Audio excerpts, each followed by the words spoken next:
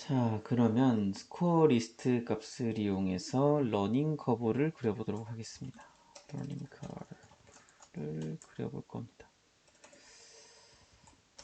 이때 쓰는 거는 plt 플롯 쓰고요. 이렇게 쓰면 그냥 선을 안 했구나. 자,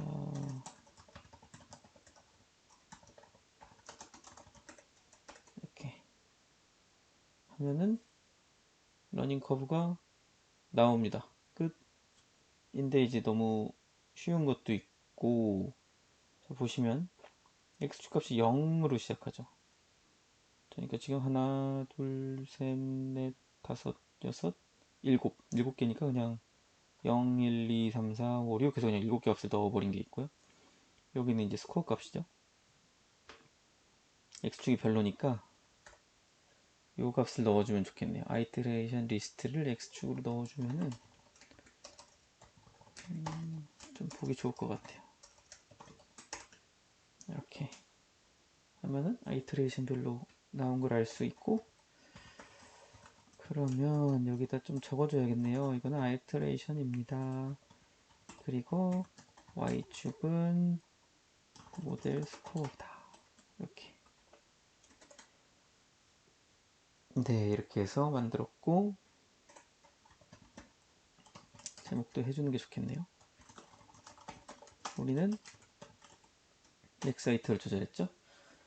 자, 그래서 100으로 고정했을 때는, 그러니까 학습 횟수를 학습할 때 반복하는 횟수를 100으로 고정했을 때는 이 정도가 나왔고, 이렇게 올라간다. 네, 이렇게 해서 그려볼 수가 있는데, 지금 스코어를 테스트만 넣었어요.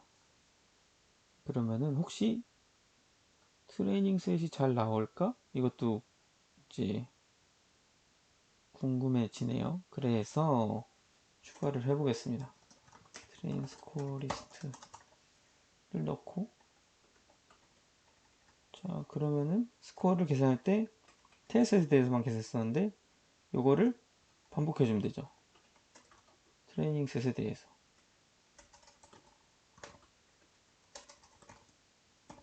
그리고 이 결과를 그냥 트레인 스코어 리스트에 넣어주면 됩니다. 그죠?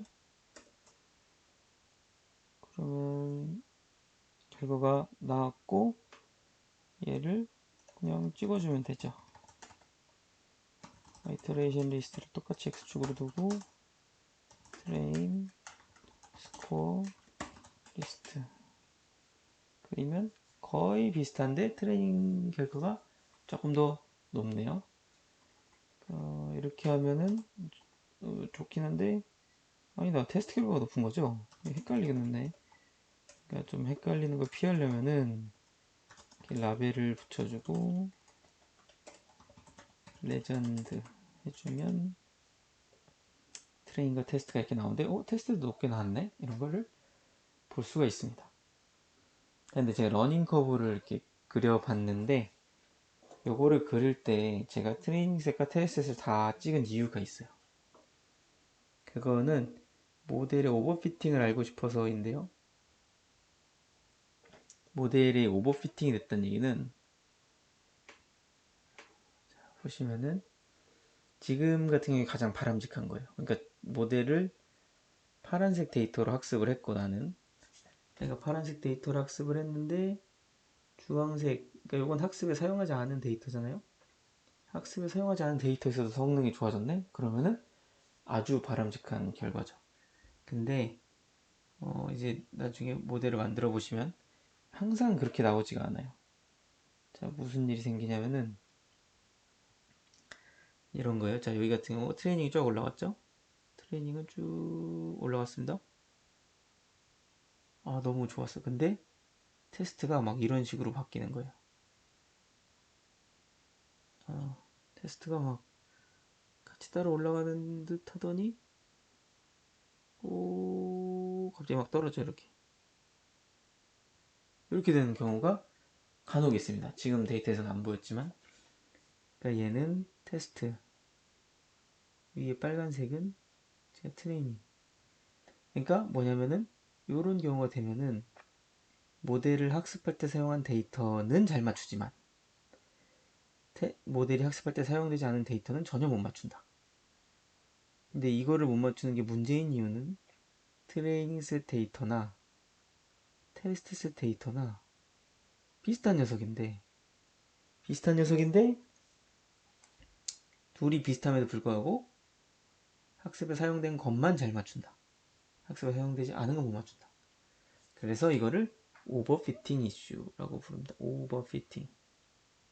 그러니까 내가 학습에 사용한 데이터에 지나치게 맞춰진 거죠. 오버피팅이라고 합니다. 그래서 오버피팅이 혹시 일어났나를 보기 위해서 보통 이렇게 트레이닝 테스트에서 같이 찍어봐요. 물론 아까 테스트만 찍었으니까 테스트만 잘 맞추고 트레이닝을 못 맞출까? 그런 경우는 거의 없긴 하지만 혹시 모르니까 트레이닝 셋에 대해서도 잘 맞추는지 찍어보고 테스트 셋에 대해서도 잘 맞추는지 찍어봅니다. 그래서 요거를 이제 보통 학습할 때 많이 그려보고요. 이제 이거를 하면서 눈치채셨을 수도 있지만 지금 아이터레이션만 조절했는데 보면은 여기에 우리가 사실 할 법한 게 훨씬 많아요. 그러니까 구조도 네트워크 구조도 조절할 수 있고 그 다음에 보통 많이 보는 게 반복 횟수보다는 이런 거 그러니까 제일 많이 고민하는 건 사실 뉴럴 네트워크에서는 구조인 것 같고요. 히든 레이어를 몇 개 쓰는 게 좋을까? 히든 레이어 안에 히든 노드를 몇 개 쓰는 게 좋을까? 모르잖아요. 그러면은 다 해봐야죠 뭐. 종류별로 다 넣어봐서 다 해봐야죠. 그래서 그런 과정을 그리드 서치라고 불러요. 그리드 서치. 그리드 서치. 이렇게 부릅니다. 오늘도 펜이 잘 작동하지 않는 것 같네요. 자, 그리드 서치. 뭐, 서치는 검색할 때 그 서치입니다.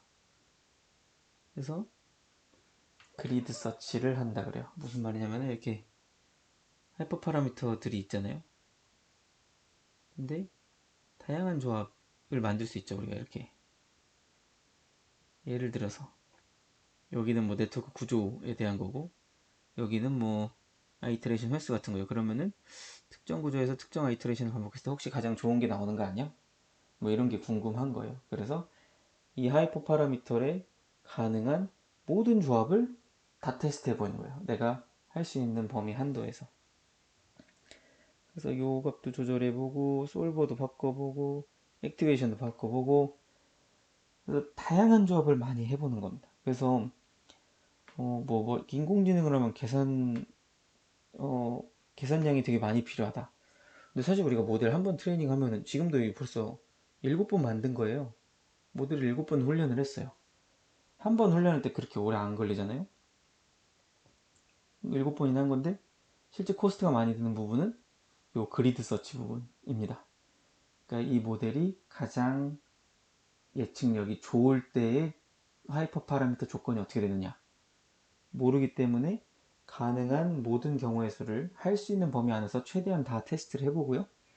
그러니까 모델을 여러 가지 하이퍼 파라미터를 두고 막 수백 개, 수만 개를 만들어 보는 거죠. 그러니까 모델을 그냥 한 번 훈련하는 것 자체는 사실 코스트가 크지 않고 모델을 훈련하는데 가장 좋은 하이퍼 파라미터의 조건을 찾기 위해서 수만 번의 계산을 반복하고 실험을 하기 때문에 그게 코스트가 비싼 부분이에요. 그래서 이 러닝 커브라는 거를 그런 목적에서 테스트를 해봅니다. 모델이 정말 성능이 좋은가? 하이퍼 파라미터를 다른 걸로 바꿨을 때도 성능이 좋은가? 이런 것들을 보는 거죠. 그래서 테스트를 사실 여러 가지를 한번 해보시면은 요거는 조정하면 영향이 크네. 이거는 바꿔도 영향이 별로 없네. 이런 조건들을 좀 알 수가 있습니다. 그래서 여기 다양한 옵션들이 있는데 그런 것들마다 한번 이렇게 러닝 커브를 그려보시면 도움이 요거 제가 말씀드린 컨셉을 이해하는 데 도움이 될 것 같아요. 그러니까 리스트에 다른 값을 넣고 다른 하이퍼 파라미터 요걸 넣는 거죠. 그래서 만약에 이제 그리드 서치를 조금 더 고려해서 한다면, 예를 들어서 난 레귤러라이제이션을 좀 쓰고 싶다.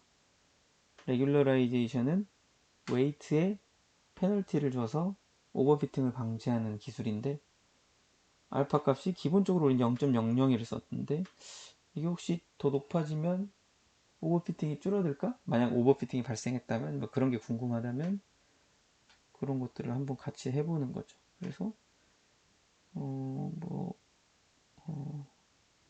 그런 식으로 테스트를 해볼 수가 있습니다.